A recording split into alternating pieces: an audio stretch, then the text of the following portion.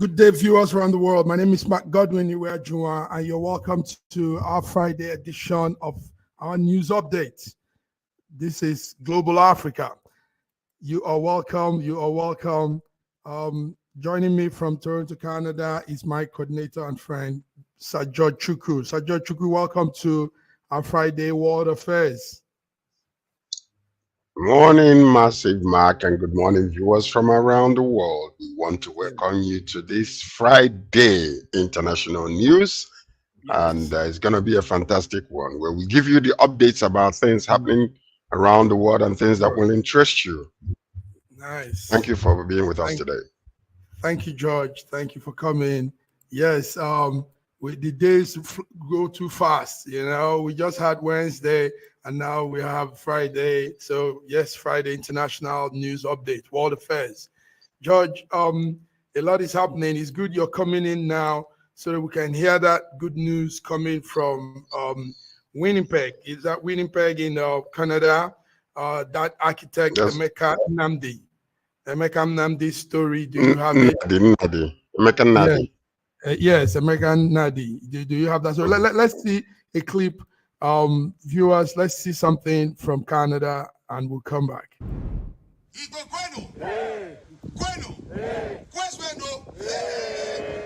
Dozens gathered in the south end of Winnipeg on this sunny Saturday morning for an intimate unveiling. For the first time in Manitoba, a park is being named after a Nigerian Canadian. And now, the moment you've all been waiting for. please, everybody, Amen. God, put your hands together for me, God. This is Emeka Nnadi, an architect who has done work in Nigeria and the United States. And much closer to home, Nnadi played a key role in the creation and design of the Bridgewater neighborhood in Winnipeg's South End. I've been working on Bridgewater for 20 years, from the initial inception of the concept, and I didn't do any of it expecting this as one of the outcomes of it. So I'm quite humbled by this recognition. Nnadi's family did not leave his side throughout the commemoration ceremony, which was hosted by Afrikaans and brought... George, tell us more. Yes, that's Emeka Nnadi. Tell us what's... Yes, he's a fantastic young man from Igbo land. He's an architect and he's worked between US and Canada and has done great things. So the Winnipeg, the community decided to name a park after him. And that is really good news for us, being recognized for good things that we're doing here in Canada. So it is a fantastic one, and I am so happy to hear that. One of these days I will have to visit to go and take some pictures and relax in the park in Winnipeg. Nice. Yes, do that for us. You could also stay, probably make a small video cast from that end. Yeah. That's right. That would be a great one. So we can see the whole view. It's beautiful. You know, George, why we bring this to the fore, first of all, is because we really do have this good news come around our community in the diaspora. Most times they just, the news aren't much of such delightful thing you want to hear, but we really love when we hear this, welcoming in also BD Nana from Lagos, Nigeria. BD, can you hear us? Can you see us? Yes, I can hear you very well. Yes, I can hear you and I can see you. And Sir George, good morning all. Good morning. Good morning, BD. BD, you just came to brighten up our day. Look at Canada. Canada is so bright, and you just come to put a little sunshine to Canada now. Yes, Welcome. I can see that. Thank you. Everyone, good to have you again today. Let's do it like always. Let's do that always. BD, we were just talking about, George gave us some summary of what happened in Canada last week with the architect, a Nigerian-Canadian architect called Emeka Nnadi. And we were saying, Nnadi, and we were saying It's an impressive thing to hear when one of us do those things out here in the diaspora. So how do you feel, Bidi? How do you feel hearing? I know you've had the news. Yeah, I had the news. I felt good when I had that. And Nigerians are always doing that. You know, each time these things happen, I think our leaders will think and talk to themselves, because it has over the years shown that Nigerians are very creative and talented people, and they always they, that talent, those experience, those good things they have don't come out when they are in Nigeria. It's actually when they leave Nigeria, you find out that these people are very talented, very intelligent, very bright, and can do a lot of things. Now, it's actually a shameful thing to our leaders, because if they are really thinking very well, they will think about their leadership skills, their leadership patterns, to ask themselves question: why is it that our people are not doing well at home, but whenever they leave the shores of Nigeria, they become the best in the world, not just in Africa, they will become the best in the world. But because their kind of leader pattern is that they don't take record.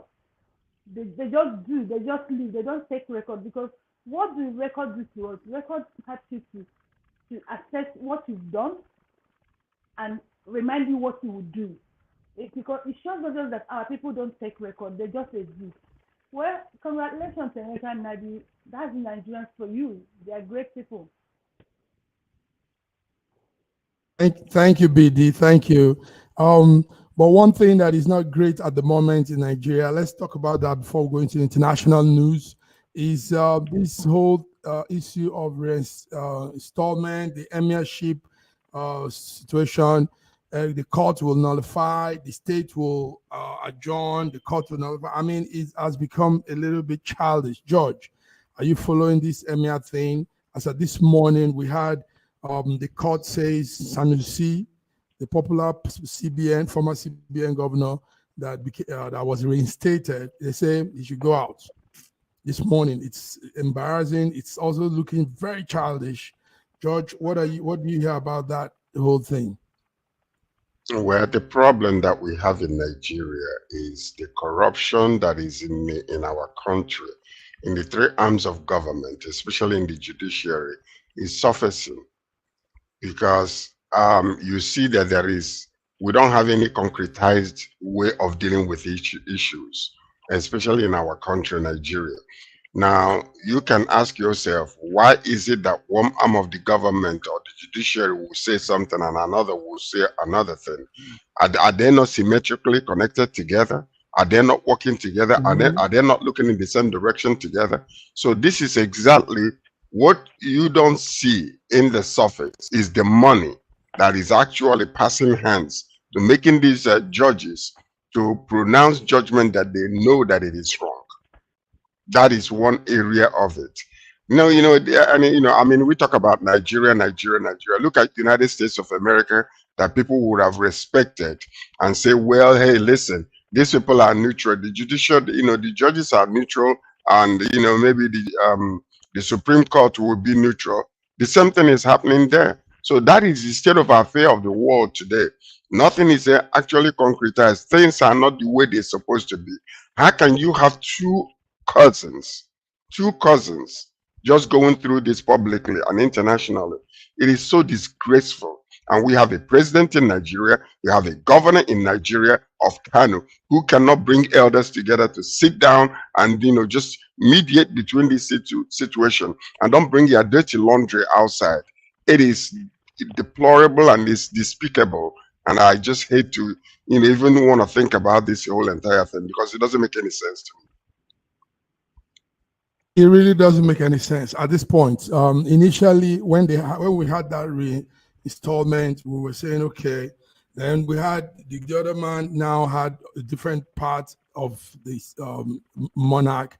One was at Nasarawa, the other one was at Kanu, and they were just going. When this does something, the other one will revert it. PD, give us what's this whole childish emirship tussle that we're seeing in Kanu? You see, That is that what you are saying in Kano is just a reflection of what Nigerian is. And that is what you get in a society where we make efforts to build individuals and not institutions. This is as a result of collapse of institutions. Because if you have an institution, there must be a procedure, and anybody that comes will follow that procedure. But we don't build institutions in Nigeria. What we build is individual. And what everyone does in Nigeria is we fight for relevancy. And what do we use that relevancy to do? To intimidate, witch hunt, and control people. That's exactly what we do in Nigeria. So what you're seeing in Kano, where they have, incited two cousins to be fighting each other. One will ask, where are their elders? Now, somebody said in one of my events, said, which elders?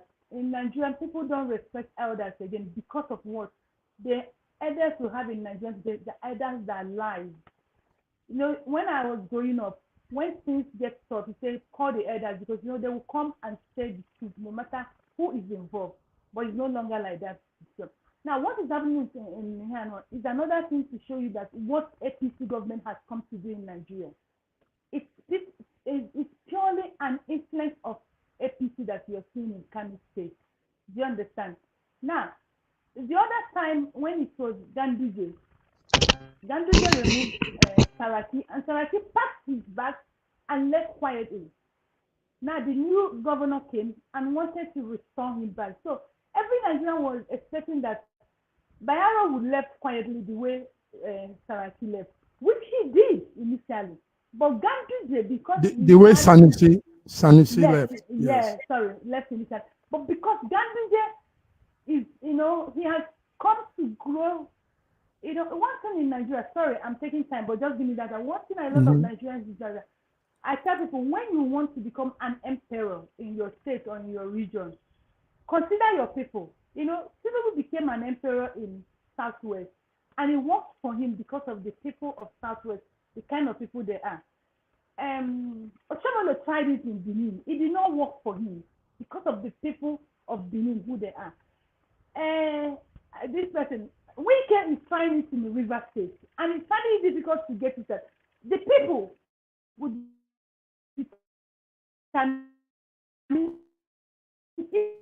if you consider okay, we're losing you, but you've made actually what Ganduje is trying to do in Kano with the influence of the power, the administration in power, because anyhow you look at it, what is okay, BD, thank you very much. Somehow we've lost your audio, but we had the initial things you said. Thank you so much for that insight. Viewers, you're tuned into Friday, our international update, and let's go further, George. One of the major news on the burner in almost all media homes as of this morning is Biden and Trump's gearing up for their first televised clash. That will be next Thursday, 9 p.m. GMT. George, so what are we expected to see? They say it's going to be a showdown, and everybody's coming prepared. The last debate we knew was in 2020, and it was actually it had some tension, filled up issues. But at this point, I think everybody's matured now, and they will come out more with their points, the agenda, than tensions and allegations. George, what do you say?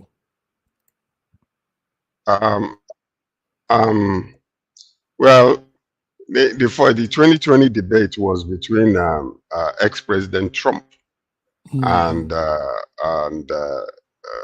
Biden. But this time around, it's going to be, the President Biden, the father of a felon, and also a felon himself, Trump felon, a criminal felon. So this is the state of affairs that you see happening live. So the America is slowly disintegrating in our own eyes. because of, the right and the left. And that's what we're seeing. We don't even know who is who anymore, and why is it that,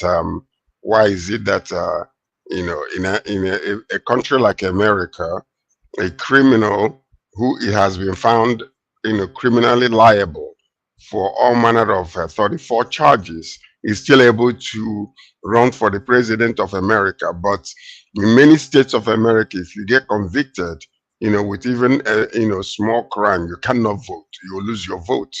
And this is the difference between the haves and the have-nots, between the white and the other races in America. So this is what you see in live happening, that a criminal who has been found guilty and other charges are pending over his head, and then still people are clamoring for him. The question you're going to ask yourself: if Trump is convicted of 34 charges, if Obama had committed one crime, where would he be today? Okay. Go figure. Because this is the state that we did. Go figure. That's the country that we are in, and this is the world that we are living in these days. So, well, anyway, in that news actually, Trump finally got his way, because they did a coin tussle on Thursday, and then Biden will sit at the right hand of the podium, and Trump will have the last say after the interview, which actually gave him opportunity, because when he was, before his conviction, he was lamenting on Truth Social. Why is it that his defense attorneys could not have the last say? So now he will have the last say as a felon, running for the president of America. Thank you, George, for filling this. George, there were supposed to be three. Robert F. Kennedy Jr. was supposed to be there, but last minute, the organizers of the program, CNN, said he wasn't invited. So it would give these two people the atmosphere and space to express themselves. Now, George, what do you think could be some key questions that will be asked? What do you think? Well, there will be general questions regarding economy, which since Biden took place, we have seen quite a few number of what I call turbulence. Though that systematically, the economy of the United States have stabilized to a greater degree. You have one of the lowest unemployment right now compared to before. You have a lot of growth in the financial industry.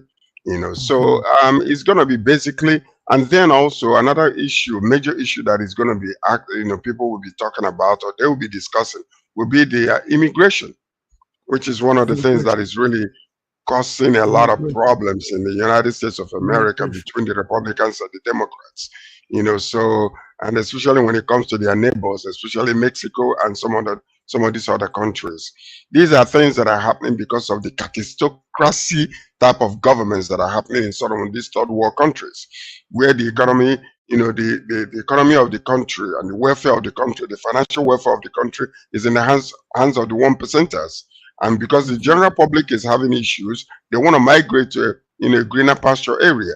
And America becomes that particular paradise for them. So many of them are rushing there from around the world, actually, because of this, because of the economy in the United States of America. So that's going to be another major issue.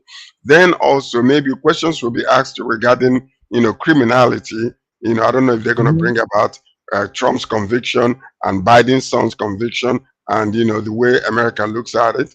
And then also I think questions might be asked about the state of affairs of the Supreme Court, where you have a lot of them now having some issues, especially Thomas, who has been found to have some underhanded happenings in his affairs, where some issues emerged with his good friend who sponsors his trips and gives him money and all that kinds of, a billionaire actually, but also influences his decision in the Supreme Court. Also his wife, Justice Thomas, wife, who was very influential during the election period. So these are things that are touching the lives of people in America, and they're going to ask specific questions concerning those.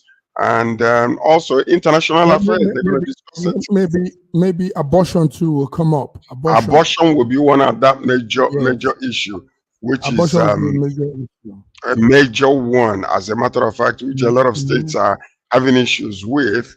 So, and the point is that when you come to that, what you are going to see on the podium is not actually a conviction about a particular subject, but what you're going to hear is you're going to hear Trump tell people what he thinks they want to hear, but you're going to hear Biden stand his ground on what his conviction is regarding these areas. For instance, abortion.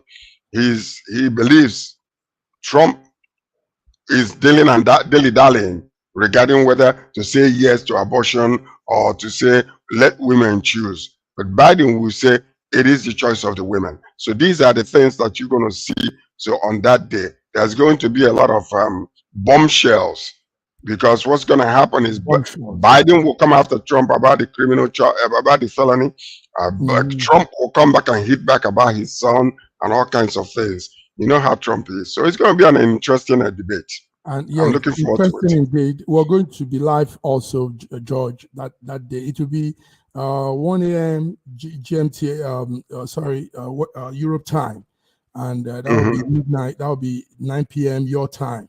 So, but it will be a great one. They are comparing it to the numbers being compared to the Super Bowl numbers on views, TV, radio, TV, all the media homes. So I think every attention will be there on that day. So that's it, viewers. This is it. We are tuned in. You are tuned into our Friday Global World Affairs, and we're talking Trump-Biden debate coming next Thursday. And yes, it will be a big evening in terms of one of the candidates has been convicted, and the other one's son has also been convicted. So two situations, very interesting situations, we'll be seeing playing out on Thursday, 9 p.m. GMT. So, George, thank you very much. George, you did that so well. Yes, good update. What we'll do is, like I said, we'll make sure we are here also following up live and probably giving back to the audience. George, let's come to some other stories also. We hope our Russian Moscow colleague will join us. But before he does, let's look into Papua New Guinea. Papua New Guinea has been going through this wildfire and very devastating, landslide. Papua New Guinea. Now, this morning, the Australian government said they will increase that's some clip of what people are going through. The whole community has been wiped out.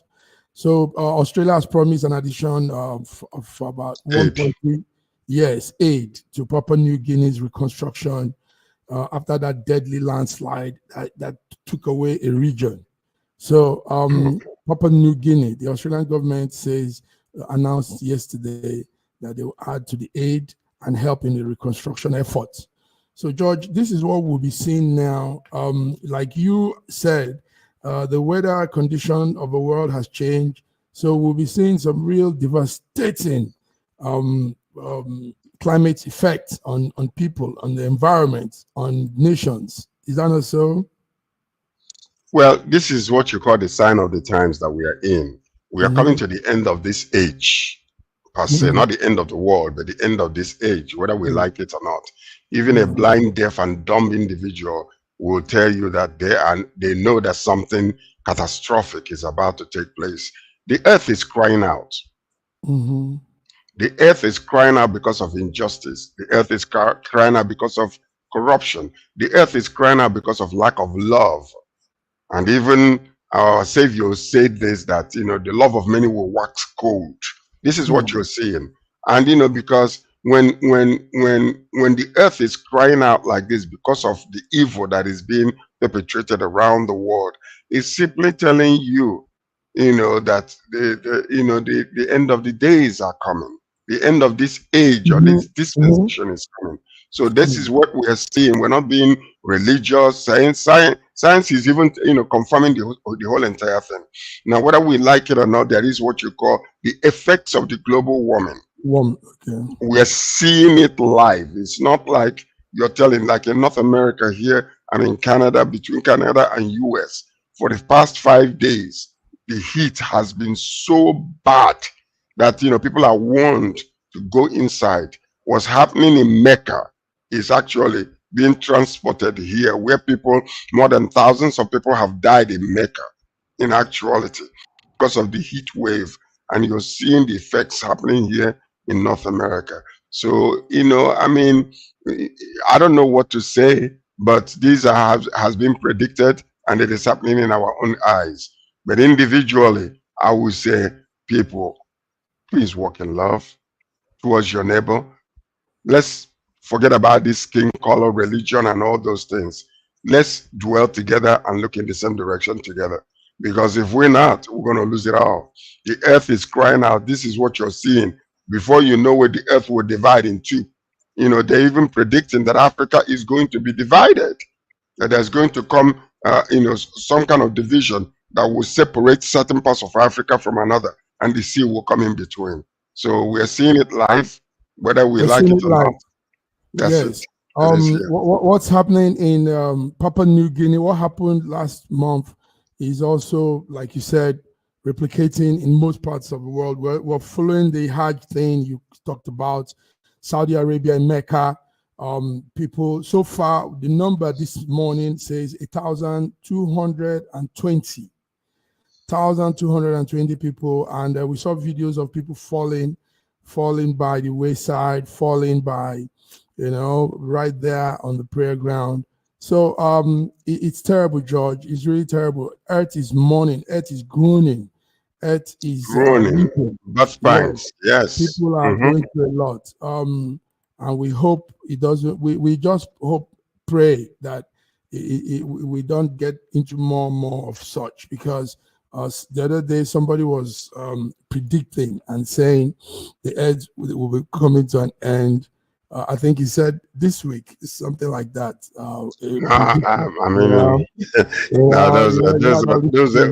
We call them dreamers. We call them dreamers.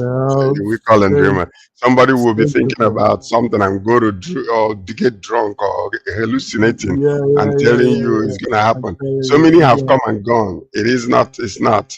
We know that we are close to the end, but it's not the end yet. Yes. They just predict. Sometimes they look at events and they want to say, this will happen, this will go off, and sometimes it doesn't go exactly like they say. It doesn't even most of the time it doesn't. Most of the time it doesn't. It doesn't happen at all. Okay. We'll see them come and go. George, here in Europe, NATO is coming to it's arranging itself by October. I think it's October. Yes, a new leadership will take hold of NATO, and it's Mark Rutte. That's the outgoing Prime Minister of Netherlands. The outgoing Prime Minister of Netherlands will become NATO's Secretary General. Now that man is a hardliner, like we know. Those of us that follow him here, he's also a very principled man. He goes sometimes. Do you know, George? He goes to office. He's a modest guy. Modest. He goes on bicycle. Yes, modest. Yes, very modest. And this is he's supposed to be. He actually is supposed to be an example to what we are going through in our country, where the people are dying, just like people are dying in Mecca. People are dying of hunger in Nigeria. But the government, this current government, in the first year that they have come in, all they know what to do is to fatten their pockets and fatten, the conditions. But this man can be riding on the bicycle to go to work. And then we're talking about, why can't our president get on airpiece and travel? Airpiece is as good as any other. This man will get in any flight. We saw the prime ministers getting in flights to travel to other countries. But a country like Nigeria, where people are dying of hunger, people don't have any job, inflation is almost 34% and higher than that. Now we're talking about buying 2 jets, one for the for the president and the other one for the vice. We just spend billions of dollars, renovating or building a house for the vice president. Those, the Senate and the House of Representatives, they just, got themselves brand new SUVs. These are the things we're talking about. When you see a man like this, very soon he will be the, Secretary General for NATO. But this man will go to work on bicycle. You go to regular restaurant and eat, So this is what you're seeing between Africa and those that are even depending on for AIDS. And yet, when you give them AIDS, what do they do with it? Thank you. So that's it. 90 billion to go to Hajj, and people are dying there. Mike Rutte, the outgoing Prime Minister of Netherlands, is set to become NATO's Secretary General. And we're also looking at how he will confront some of the situations on ground. And one of such is the Russia-Ukraine situation. What we heard about his opinion, even as of now, is that he will probably want to do everything possible to align NATO with Ukraine. That's what we heard. So that means that it might get tougher on his decisions with Russia. So I don't know how it's going to be there, but this is what we're hearing. So the current Secretary General Jens Stoltenberg, his tenure ends October 1st, and this moderate man, liberal Mike Rutte, will take over. Thank you, George. Thank you for synchronizing it with the Nigerian African situation. It's a terrible thing, but the African leadership have a long way to go before they get to this level. A long way. We have to take away greed first. Greed. You know what is happening. What is happening. What is really happening is that a parent will struggle, might not even go to school, and struggle to make it, and don't want the children to go through the same struggles that they have done. So this is what we're talking about when it comes to governance.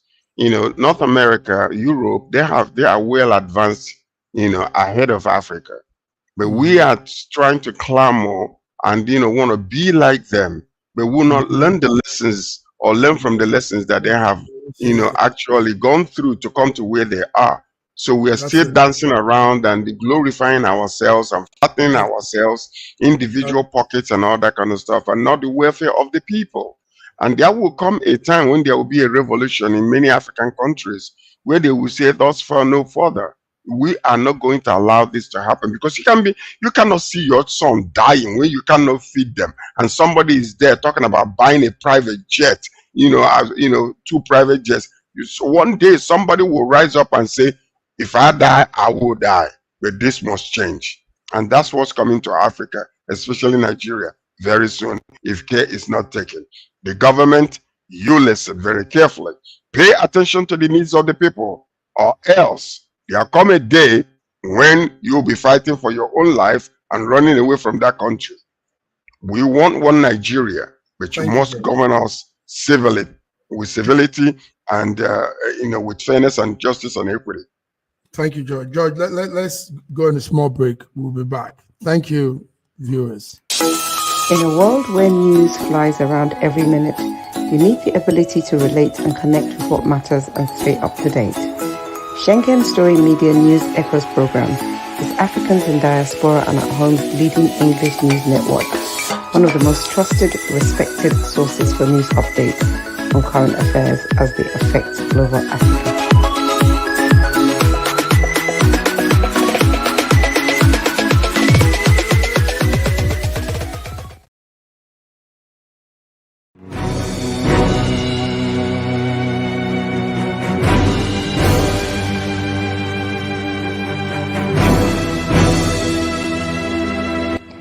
Looking for the right answers to hard and sometimes confusing global events? Look no further. SSM's team brings unique perspectives from across the globe. Our in-depth independent reporting is to make you better understand the world as we evolve. Yes, better understand the world as we evolve. George, you're welcome. George, there is something interesting happening in Africa now. Africans are beginning to realize that these border closures, this closing ourselves from movements inside Africa is not helping us in any way. So yesterday, the Kenyan government has introduced a free electronic travel authorization for Ghanaians. Ghanaians have this opportunity to freely come to Kenya, freely move around through an electronic kind of authorization device. So it's a welcoming approach to traveling, making ease of traveling inside Africa, because actually outside Europe, America, and other parts of the world, they move freely. Here in Europe, one pass takes you all over the whole European country. So I don't see why we lock ourselves and do all this to ourselves. So Kenya has introduced a free electronic travel authorization for Ghanaian travelers. It's mainly targeted for Ghana. So George, what do you think? Do you think it should go around, not just Ghana? I think it should be all over Africa. But you have to have an understanding with each country that you're dealing with, because you don't want to open it up in such a way that it becomes an issue. Now with Kenya and Ghana, they reached a consensus, and now it's going to cost you only $30 US, and it's going to take only 2 days for approval for you to stay there for up to 90 days. 90 days. And then after that, you'll be free to go back. And then, but each time that you do come to in each of these countries, you have to pay another additional $30 US, to do it. Now, I want you to pay attention to this, because this is exactly what you mentioned. I remember when I was with you in Italy, I was able to go to France. I was able to go to England, in the UK, and there was not a problem.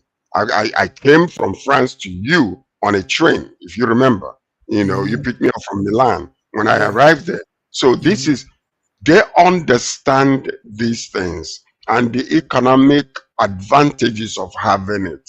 So what they have done is they have, just basically made Africa to hate one another and make it even more stringent for one country to visit another country, because they know the economic advantage of such a thing. If somebody can actually be able to travel from Ghana to Kenya and look at the economic and the advantages that are there, they can bring businesses, and these people are making money for the government.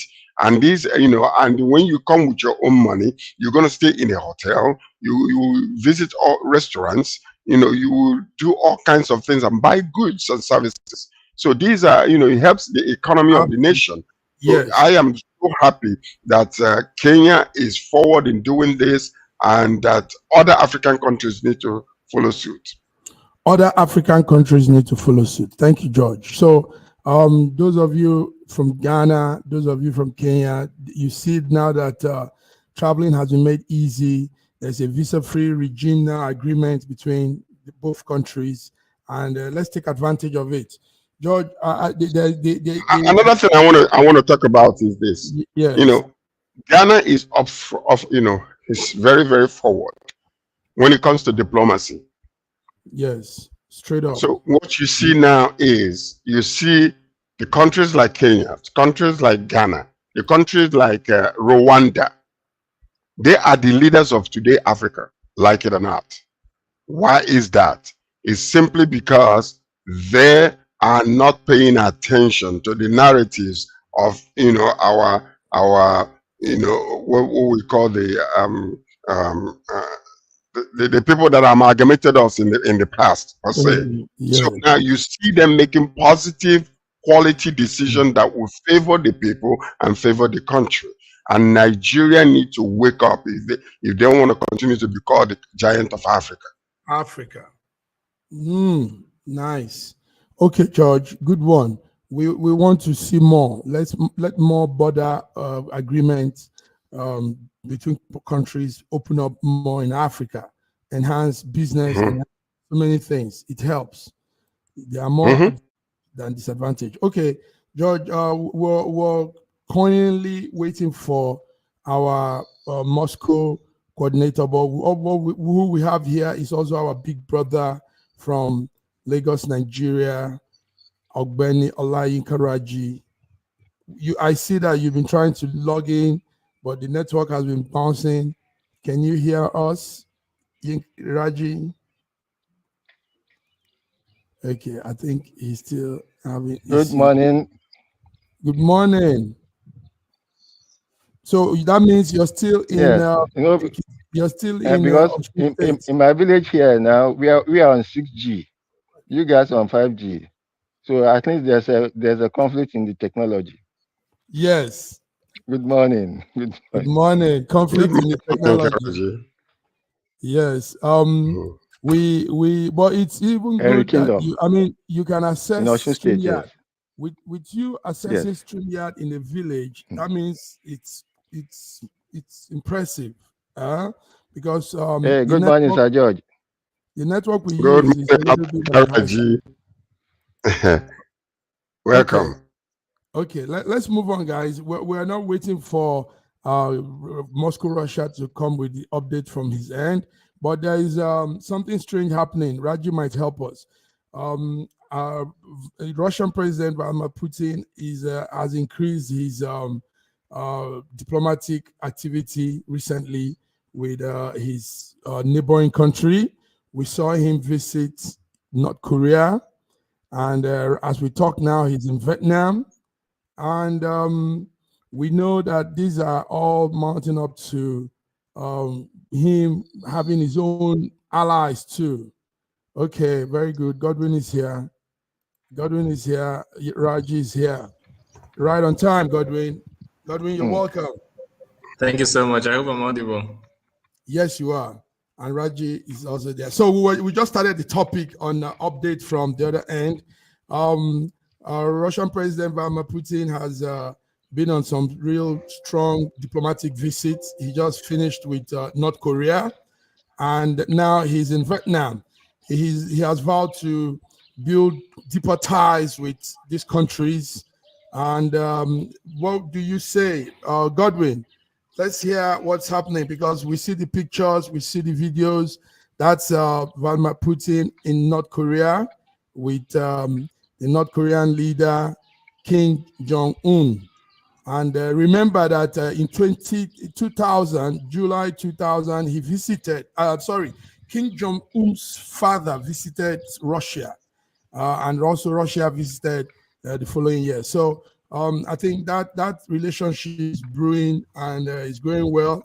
That's a picture of Kim Jong-un's father when he visited Vladimir Putin. So let's hear from you, Godwin, while the pictures flow. What's this new movement?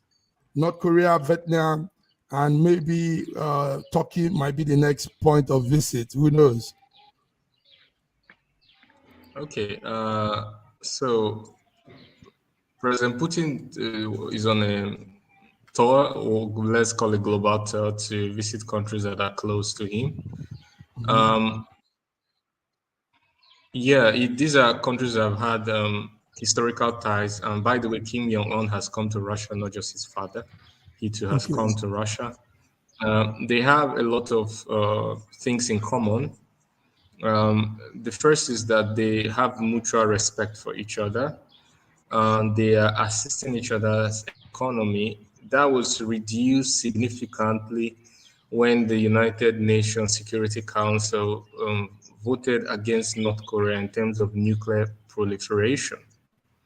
And Russia, respected that, because Russia is against nuclear proliferation, even though it would like to be close to North Korea, but it was against that. But with the US exiting the nuclear treaties and the escalation of the conflict between the East and the West, obviously Russia isn't going to be that harsh with North Korea or support any decision which is significantly against North Korea's interest. Meanwhile, North Korea and Vietnam are together against the use of extra market instruments, or especially financial instruments, to compete on the global stage through sanctions and artificially limiting another economy at their expense for your own companies to do well or to supply your own resources. So they both agree, and Vietnam is known for using its bamboo diplomacy, which is this year alone, not only Putin has visited Xi Jinping,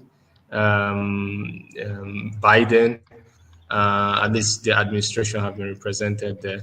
So they have a lot in common. Also, North Korea is supplying, allegedly, helping Russia in its special military operation. And I think it's a quid quo pro relationship. They must be getting something back in return. So basically, I think it's just a new dawn in terms of multipolarity, and with the increased heightened interest in BRICS organization, it's important to reach out to potential new members. By the way, President Putin talked about NATO expanding to Asia. And the truth is that it's also putting a lot of Asian countries on their heels. There's a heightened fear that it might be next. Thank you very much, Godwin. You came on time for this. George and Raji, George, one of the things we were following is that the Vladimir Putin being in North Korea said it's also to galvanize and look for weapons from Pyongyang, source for weapons. And this was added to the discussion while they were both together. George, but all of this, sourcing for weapons, building ties, all for future occurrences, war occurrences, does this mean that this war we're going to probably live through this war all through our lifetime? Because NATO is preparing on this end. These people are preparing. This morning, Putin is in Vietnam, more to the war issue. George, what's your take on this? Well, my take on it is that there is a checks and balances, seeming checks and balances. Birds of the same feather will flock together as you see it happening. So it is to the advantage of Russia and then North Korea if they come together, because of the system of government and their ideology, international ideology in dealing diplomatically with other nations. So it is a good thing for them, to come together to see what they can, put together. Of course, I know that he said allegedly, North Korea is supplying weapons to Russia. Well, I mean, nobody can just pinpointedly say yes because he's seen the contract signed or weapons, moving up and down. But it's more likely to be true than not, and that's the reason why, possibly the reason for the visitation, so that they can intensify the economic ties between the two nations. But one of the things that we have to understand also, based on what is happening around the world, is being rumored about, China and Taiwan, and then all the tensions that are around those areas. So some of these bullying countries that want to suppress the other smaller countries and want to take over, in spite of whatever the nation itself is saying, is part of the reason why a country like America is very well needed. Because without them, they will just, like sharks will swallow smaller countries. And so we have to be very careful. The weapons are being passed from one area to another, and then we see what is happening in China with all the neighboring countries, with India, everybody. We will come to the South China Sea tension and that discussion. I want us to just finish on this one. So, Raji, yes, good. Your network, your voice is good, but we can't see your face much. Anyway, Raji, we know that we know these ties have been. I mean, Russia, North Korea, Vietnam. These countries have been friends for years now. We saw even in 2020 when the father, Putin, as a young man, also visited the father of this boy that is there now. Now, diplomatic relationship is good.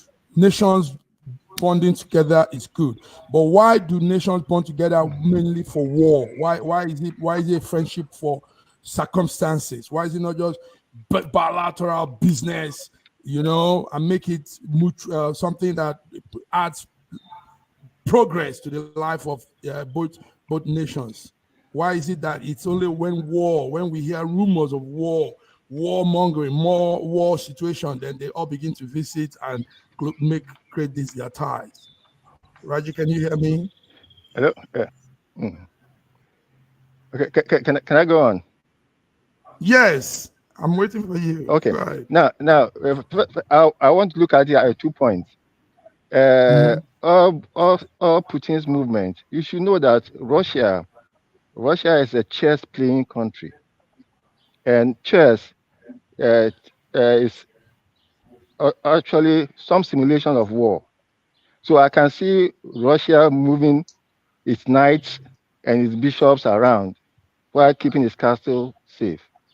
So I all the moves they are making is actually chess moves. Then coming to ammunitions, I'm sure Russia wouldn't be going around looking for ammunition if the meddlesome US had not gotten NATO to want to pull Ukraine into its army. Russia is not interested in war, but they are for peace. But when there's war, they will be for war. Russia And therefore, is not whatever interested in war. Russia is not interested. It is meddlesome US that is causing the strife and tribulation across the world. Add to that, Yes. Godwin, add to it. Because Are you done, Raji? This is so laughable, man. Yeah, sir. Are you done, Raji? Go, Raji. Yeah. Okay. Sorry. Just 1 point. Just one regarding American economy depends on war. They have a military industrial complex that fosters war everywhere they can. So yes, I stop at that. I want to say that everyone has different sense of humor. What might be funny to one may not be funny to another. But the truth is that NATO expanded closer to Russia's border. That got Russia, tensed up and reacted. And also there were killing of Russians in Donbass, which was reported widely in the UN report, and also there were Minsk I and Minsk II agreement that were not heeded. There was the coup d'etat, the Maidan revolution. It is no doubt that there's no single decade that has gone in recent history that NATO has not been involved in war. So NATO is not the check. Rather, Russia is the check and balance. Russia has fought much less wars. Russia is not the number of wars that have been fought and the scale of the wars that have been fought. NATO has fought more. So it's not, if we say comparatively to NATO, Russia does not like war at all, it will be on point because compared to the number and the scale of wars, it has fought much less. Now, North Korea is one of the largest producers of 155mm artillery shells, and they produce in scale of millions. This is one of the most important tools in counter-offensive operations at the front. So that is one of the places where North Korea could be of strategic importance, which is leading a little bit of credence to the allegations. Let us look at it. There's no, and by the way, Mark said, why don't we, countries just meet for peace and all that thing? Because the world operates on military diplomacy and leverage. For example, in this conflict, I've said this so many times on air, Russia gains. Russia is the fastest growing advanced economy according to World Bank as of today. US gains because Europe is forced to buy LNG from US, which is 30% more expensive rather than the cheap energy from Russia. So US gains, Russia gains. The only countries I can't see gaining from this is the EU and Ukraine, while Ukraine is suffering significantly more in terms of being fully dependent on Western aid and all the industry dead. And basically, the young people are dying in droves while the population have reduced due to mass emigration. So it's a very, very huge agony for Ukrainian people. Okay. Yes, let me just respond to that for a minute, because you're comparing Russia, a country, and NATO, which is involving a lot of other countries. So that is, you cannot compare that. Because Russia is a country. Minority. Russia is a country, okay? So decisions that Russia make will only benefit Russia as a country, while NATO have members all around. So there is a whole lot of consideration when it comes to individual countries or countries that are with NATO when it comes to decision making whether what should be there or not. So that comparison should be zeroed out completely, because those are not a good comparison. On the other way around, Russia is, Russia as it is right now. The point is they're going to North Korea. Yeah, they have ballistic missiles, they have all these things. But at the end of the day, this is exactly what is happening with Nigeria and Niger Republic. When, our president wanted to go and cut off a lot of things that are happening there. There is such, intimate relationship between Russia and Ukraine. And I would believe that Russia, as a senior brother to Ukraine, ought to be more compassionate in the way they deal with this situation. If they don't want to, come and show muscles and then go get weapons to clear their brothers. They shared borders. They share they share a whole lot of things. They were one country before. So these are the things we have to take in consideration when we're making all these, allegations or analogies or whatever. These two countries are supposed to be one country, though they are now divided. I believe that if there is compassion in the leaders, they ought to be, start thinking of ways of mediating and coming to a common level of understanding that will actually, benefit the two. Recently, what's his name? President Putin came out and making demands. That we want to amalgamate the countries that we have conquered. Why can't this man just step back and be compassionate towards the brothers? Why can't they stop this war? Pride, arrogancy, and ego is all involved. Like it or not, that's what it is. End of the story. And on that note, sorry, just a little bit of correction. Just a little bit of correction in terms of NATO. In terms of NATO, US spent 68% of its annual budget of NATO's annual budget, making NATO de facto US. It is not an equal union of nations. US controls NATO and has the strongest, by far the strongest influence. So when I say NATO, I mean actually US.